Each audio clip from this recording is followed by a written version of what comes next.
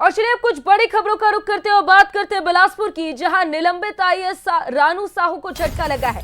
High court ने याचिका को खारिज कर दिया है। संपत्ति कुर्की के खिलाफ जो अपील की गई थी उसको हाई कोर्ट की ओर से अब खारिज कर दिया गया है। 9 अपीलें कोर्ट ने खारिज की है। डिवीजन बेंच ने कुर्की सही ठहराई है। तो बराबर मूल्य संपत्ति जब्त अब होगी। कोयला घोटाले में साहू पर आरोप लगे थे।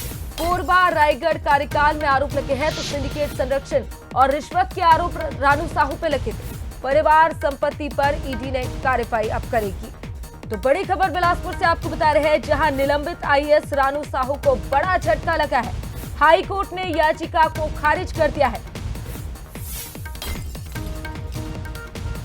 चलिए इसी खबर पर ज्यादा जानकारी के लिए हमारे साथ अमन पांडे जुड़ गए। अमन, एक बड़ा झटका रानू साहू को लगा है। जो संपत्ति कुर्क का फैसला था उसको हाईकोर्ट ने अब सही ठहरा दिया है।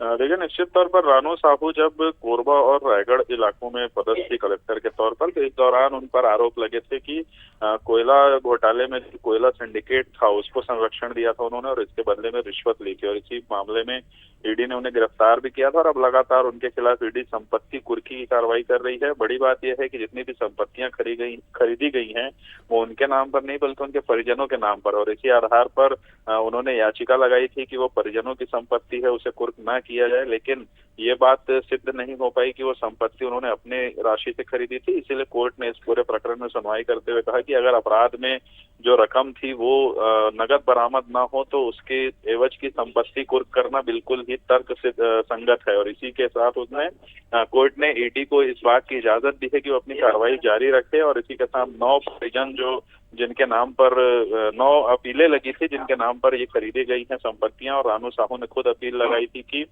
मेरे परिजनों की संपत्ति उसे कुर्क न किया जाए। इस अपील को सिरे से खारिज कर दिया कोर्ट ने और इसके साथ ही बड़ा झटका रानू साहू को लगा है।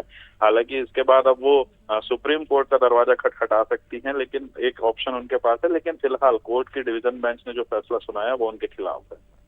बिल्कुल अमन, साफ तौर पर एक बड़ा झटका रानू साहू को लगा है और अब ईडी की कार्रवाई भी जारी रहेगी। फिलहाल शुक्रिया आपका तमाम जानकारी के लिए।